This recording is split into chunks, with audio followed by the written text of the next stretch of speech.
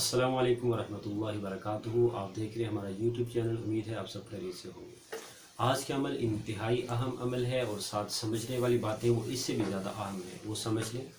سب سے پہلی بات سمجھ لیں کہ رزق کے بارے میں ہم جتنے پریشان ہیں اور اتنا ہمیں پریشان ہونا نہیں چاہیے، اور سب سے بہترین مثال جو رزق کے بارے میں ہمیں سمجھنے کے لیے ہے وہ ہمارے لیے دو جہاں کے سردار آپ صلی اللہ علیہ وسلم ان کی زندگی ہے۔ آپ علیہ السلام کی زندگی کے بارے میں احادیث مبارکہ کے اندر الفاظ آتے ہیں، ولد یتیما عاش فقیرا مات مسکینا۔ آپ علیہ السلام جب پیدا ہوئے تو یتیم تھے، اور آپ کی زندگی جو گزری عاش فقیرا فقر کی حالت میں، اور موت کے وقت میں ومات مسکینا مسکنت کی حالت میں آپ علیہ السلام کو موت آئی۔ اور یہ آپ علیہ السلام کی خود دعاؤں میں شامل ہے، اور آپ نے خود فرمایا کہ فقراء اور مساکین اغنیا سے یعنی امیر لوگوں سے 500 سال پہلے جنت میں داخل ہوں گے۔ اور آپ علیہ السلام نے اس کی دعا بھی یہ فرمائی، اللہ مجھے مسکینوں میں زندہ رکھنا، مسکنت کی حالت میں موت دینا، اور قیامت کے دن بھی میرا مساکین کے اندر میرا حشر فرمانا۔ تو یاد رکھیں یہ بات ہمارے معاشرے کے اندر موجودہ زمانے کے اندر شرمندگی کا باعث ہوتی ہے کہ اس آدمی کے پاس مال و دولت کی کمی ہے، لیکن یاد رکھیں اللہ کی نگاہ میں اور محمد صلی اللہ علیہ وسلم کی نگاہ میں اور اسلام کی روح سے یہ قطعاً کوئی شرمندگی کی بات نہیں، بلکہ بہت سے نیک لوگ اور بہت سے انبیاء علیہ السلام اللہ تعالیٰ نے ان کو معاشی طور پہ امتحان اور آزمائش کے اندر بھی رکھا، اور بہت سے نیک لوگ بھی اس کے اندر آزمائش اور امتحان میں رہے۔ اور یہ کوئی ایسی بات نہیں ہے کہ جس کی وجہ سے انسان بہت زیادہ پریشان ہو۔ جو چند چیزیں ایسی ہیں جو ہمیں زیادہ پریشان کرتی ہیں وہ کیا ہیں، ان کے بارے میں ہم گفتگو کر لیتے ہیں، لیکن پہلے یہ سمجھ لیا جائے کہ اگر رزق کے بارے میں ہمیں کوئی پریشانی ہے تو کچھ اسباب ایسے ہوتے ہیں جو رزق کی تنگی کا سبب بھی بنتے ہیں، ہم وہ سمجھ لیں۔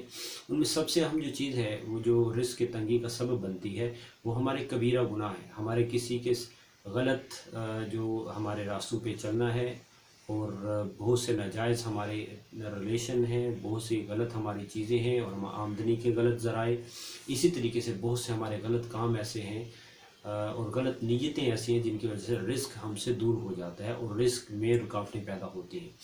اگر ہم ان کو دیکھ لیں تو پھر ہمیں نظر آ جائے گا کہ بہت سے ایسے مسائل ایسے ہیں کہ جو ہماری آنکھوں کے سامنے ہمیں نظر آئیں گے کہ ہم ان گناہوں کے اندر مبتلا ہیں، جس کی وجہ سے رزق کی پریشانی ہے۔ لیکن بسا اوقات ایسا ہوتا ہے کہ رزق کی پریشانی ہوتی ہے لیکن بندہ کسی ایسے اعمال میں نہیں لگا ہوتا۔ تو یاد رکھیں قرآن کریم میں اللہ واضح فرماتے ہیں وَلَنَبْلُوَنَّكُمْ بِشَيْءٍ مِّنَ الْخَوْفِ وَالْجُوعِ وَنَقْصٍ مِّنَ الْأَمْوَالِ وَالْأَنفُسِ وَالثَّمَرَاتِ، کہ ہم ضرور تمہاری آزمائش کریں گے، تمہارا امتحان لیں گے، اور اس کے اندر امتحان کے اندر ایک اہم چیز بھی ہے کہ رزق کی کمی بھی ہو سکتی ہے۔ رزق کی کمی، جو پھلوں کی کمی، ان چیزوں کی کمی کے ساتھ آپ کا ہمارا امتحان بھی ہو سکتا ہے۔ اور یہ اللہ تعالیٰ بہتر جانتے ہیں کہ کس انسان کے امتحان کیسے لینا ہے۔ کسی کو مال اللہ زیادہ دے کے آزماتے ہیں، کسی کو اللہ تعالیٰ مال کم دے کے آزماتے ہیں، کسی کو صحت دے کے آزماتے ہیں، کسی کو بیمار کر کے آزماتے ہیں۔ اسی طریقے سے کسی انسان کی آزمائش کسی انداز سے ہوتی ہے اور کسی انسان کی کسی طریقے سے۔ تو یہ ہمارا کام نہیں کہ اللہ تعالیٰ سے درخواست کریں کہ اللہ ہمارا امتحان ایسے لیں، بلکہ اللہ ہمارے اس بارے میں زیادہ بہتر جانتے ہیں۔ اور یہ بھی یاد رکھیں ہر پریشانی کے وقت میں زیادہ سے زیادہ پریشانی جب بھی ہو ہمیں اتنا ہی زیادہ اللہ سے مانگنا چاہیے، اور اللہ تعالیٰ ایسے اسباب پیدا کرتے ہیں کہ ہمارے وہم و گمان میں بھی نہیں ہوتا۔ اللہ سے دعا کریں، اور اپنے کم از کم جو ضروری جو چیز ہے اللہ سے مانگنے میں وہ بخل نہ کریں، زیادہ سے زیادہ اللہ تعالیٰ سے مانگیں، اور نماز پڑھ کے اللہ تعالیٰ سے مانگیں۔ ہمارے بہت سے لوگ ایسے ہیں جو نماز کے قریب نہیں آتے، حالانکہ نماز ایسی چیز ہے اور جو رزق کو کھینچتی ہے، اور اسی طریقے سے دعا ایسی چیز ہے جس کے بارے میں اللہ تعالیٰ نے خود حکم دیا ادعونی استجب لکم، تم مجھ سے مانگو میں تمہاری دعاؤں کو قبول کروں گا۔ اللہ تعالیٰ وعدہ فرما رہے ہیں کہ اللہ تعالیٰ حکم بھی دے رہے ہیں تم مجھ سے مانگو، پھر یہ بھی کہہ رہے ہیں میں قبول بھی کروں گا۔ اور یہ بھی جانتے ہیں کہ دنیا میں کوئی ایسا انسان، کوئی جانور، کوئی چرند پرند ایسا نہیں ہے جس کو رزق اللہ نہ دے رہا ہو، بلکہ سب کا رزق اللہ کے ذمے ہے۔ ہمارا رزق بھی اللہ کے ذمے ہے، اور یہ یاد رکھیں کہ ہم چند دن کے لیے اس دنیا میں ہیں، اصل جو ہماری زندگی وہ آخرت کی ہے، اور مرنے کی بعد کی زندگی ہے۔ اس زندگی کے اندر ہمیں ہمیشہ رہنا ہے، جنت میں بھی ہمیشہ ہے، جو دوزخی ہیں انہوں نے دوزخ میں ہمیشہ رہنا ہے۔ ہم اس زندگی کی تیاری کے لیے اللہ تعالیٰ نے ہمیں دنیا میں بھیجا ہے۔ اس میں مشکل حالات بھی آئیں گے، قرآن کریم میں ان مع العسر یسرا، ہر تنگی کے ساتھ آسانی ہے، تنگی ہے ساتھ آسانی ہے۔ تنگی کا لفظ ہے، پھر آسانی کا لفظ ہے۔ یہ حالات دنیا میں چلتے رہتے ہیں، کبھی نشیب و فراز ایسے آتے ہیں کہ انسان پریشان ہوتا ہے، لیکن ان میں ضرور کوشش کرنی چاہیے، اللہ سے دور نہیں جانا چاہیے، دعا سے نہیں ہٹنا چاہیے، اللہ تعالیٰ سے زیادہ مانگنا چاہیے۔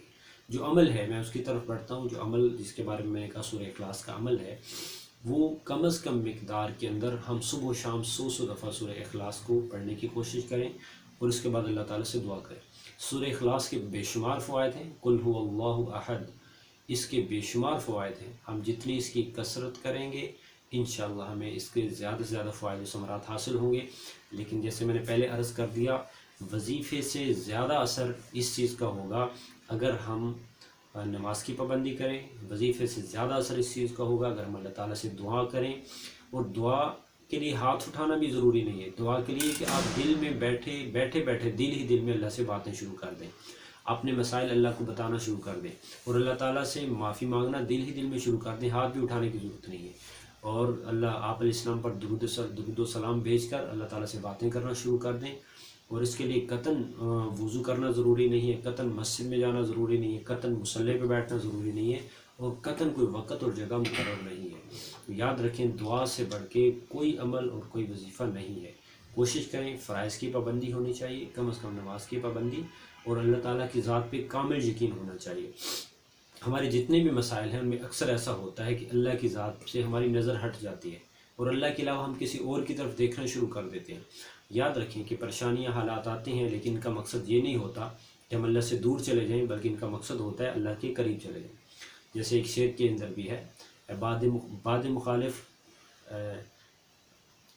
مخالف اڑتی ہے چلتی ہے تجھے اونچا اڑانے کے لیے، یعنی عقاب کو اونچا اڑانے کے لیے مخالف ہوائیں ہوتی ہیں۔